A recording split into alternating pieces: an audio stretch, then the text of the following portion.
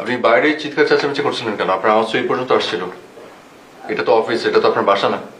জি আমি জানি, কিন্তু উনি আমার মেজাজ গরম করে দিয়েছেন। উনি আপনার মেজাজ খারাপ করে দিচ্ছিলেন মানে উনি কি করেছেন? আমার ফ্রেন্ডের ক্যান্সার, আমরা ওর ট্রিটমেন্ট করাচ্ছি, আমরা ফান্ড রেজ করছি, তার জন্য আপনার কোম্পানিতে আমরা অ্যাপ্লাই করেছি ডোনেশনের জন্য। আর উনি সেই ডোনেশন থেকে একটা বড় কমিশন চাচ্ছে আমার কাছ থেকে, তাই আমি ওনার উপর মেজাজ খারাপ করে চিল্লাচিল্লি করছিলাম।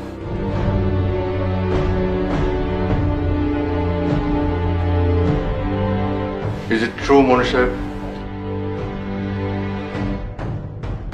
Is it true? তবে সাহেব, আপনি এক্ষুনি মনি সাহেবকে নিয়ে এখান থেকে যাবেন।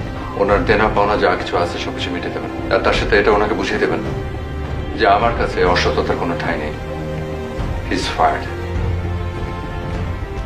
স্যার স্যার আমার ভুল হয়ে গেছে sir. You just get up!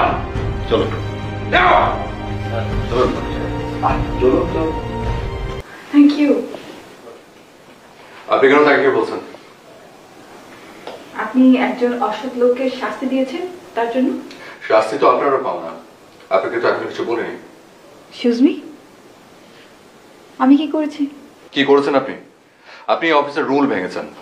এই অফিসে একটা ডিসিপ্লিনের মধ্যে দিয়ে চলে, এবং এটা আমার অফিস। আপনি বাইরে চিৎকার চেঁচামেচি না করে আপনি ঠান্ডা মাথায় কারোর সঙ্গে কথা বলতে পারতেন, আমার কাছে অ্যাপয়েন্টমেন্ট চাইতে পারতেন, কিন্তু আপনি সেটা করেননি। আমি তো বলেছি যে আমি কেন করেছি সেটা। I don't want to listen anything.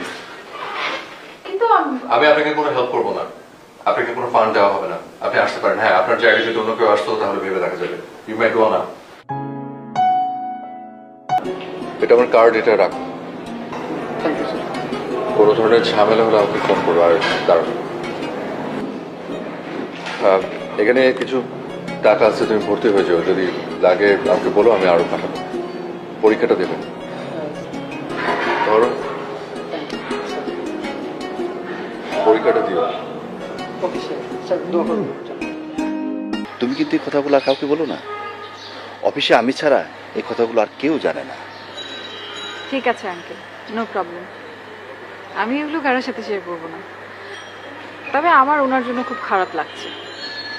না না, খারাপ লাগার তো আর কিছু নেই।